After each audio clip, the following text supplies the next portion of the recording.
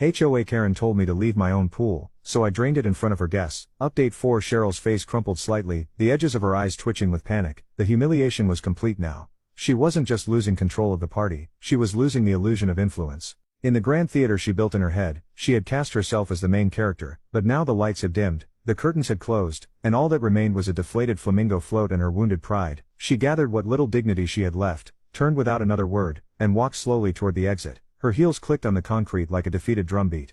One of the guests, one of the few still hanging around to grab leftovers, muttered, "Yikes," as she passed, and then she was gone, just like that. No final insult, no parting threat, just a quiet defeated woman walking away from the ruins of her own delusion. I stood there for a moment, letting the silence settle. The breeze picked up, rustling the palm fronds. My yard smelled like chlorine, spilled fruit punch and burnt hot dogs. It was a strange combination, but it smelled like victory. A messy, ridiculous, wonderfully satisfying victory. I picked up the last soggy napkin, and tossed it into a trash bag. As I tied it shut, Brian clapped me on the shoulder. "I've never seen anything like that," he said. "You handled it better than I would have." I nodded. I figured if she was going to throw a party without asking, I might as well make sure she never forgets it. As the last of the daylight faded, I stood at the edge of the now empty pool, and looked down at the reflection of the twilight sky. It was calm now, peaceful and mine again. Cheryl thought she could take my space, my afternoon, and my control, but all she did was teach me how far entitlement could go when left unchecked, and I taught her exactly what happens when it goes too far. The next morning brought with it an odd calm. The sky was clear, the air was cooler than it had been all week, and my backyard, though still showing signs of the previous day's chaos, was silent.